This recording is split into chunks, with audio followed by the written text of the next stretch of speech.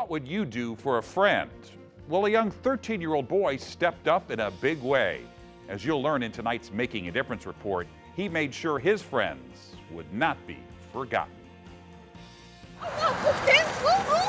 Lucas Fritsche and Arawin Schroeder may be young, but they're old friends. Lucas is actually one of my best friends. I'm trying to slap him twice. They're 13 now, but they've been classmates since kindergarten. Hey!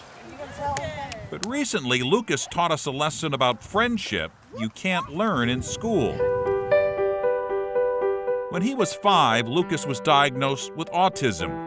He would get aggressive and get frustrated and overwhelmed about everything.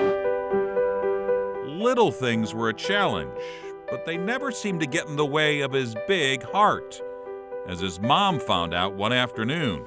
He was at school with his friends and he had noticed a few of them didn't go outside like the rest of them did. And then it became his mission to find out why. When people are left behind, I don't really like it. One of those people left behind was Arawin. You see, when you're born with spina bifida, a birth defect that affects the spine, the school playground isn't really an option. There really wasn't much choice. You get to swing and a slide, basically, because we were always too afraid to let him on anything else. Lucas came home that night and he said, "Mom, I have to build a playground." Instead of rolling her eyes, Lucas's mom rolled the dice and contacted Natalie Mackey. I'm pushing you. Mackey runs Unlimited Play, which builds inclusive playgrounds. She started the St. Louis area nonprofit in 2007 to give her son Zachary a chance to play. He was born with a really rare neurological disease. And the one thing I decided I could give back was his chance to play with all other kids. 13 years later, Unlimited Play has built 34 playgrounds in 15 different states. Higher. Now, an all-inclusive playground can cost hundreds of thousands of dollars. How do you do that? It became clear that when Lucas has a passion, he is persistent. Some of my friends only get limited time on the playground. Public speaking can be hard for anybody, especially someone with autism.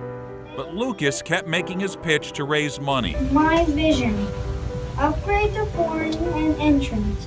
To teachers, then the school board.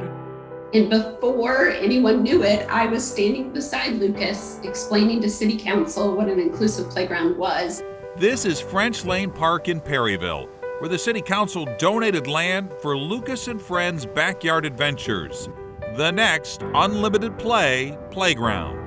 Probably gonna have a lot of fun once it's done getting built.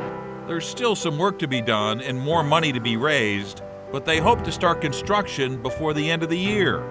You can play with anybody on that kind of playground. I had a family come up to me one day and the husband's in a wheelchair and he was so excited to know that he's going to get to play with his children for years to come and that he never thought that that would be possible. I got you. One young boy showing us that we all get ahead when no one gets left behind.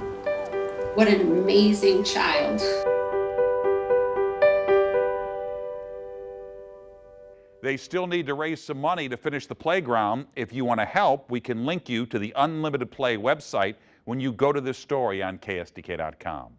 And a reminder, if you know someone who's inspiring or making a difference, let me know by email at mbush@ksdk.com.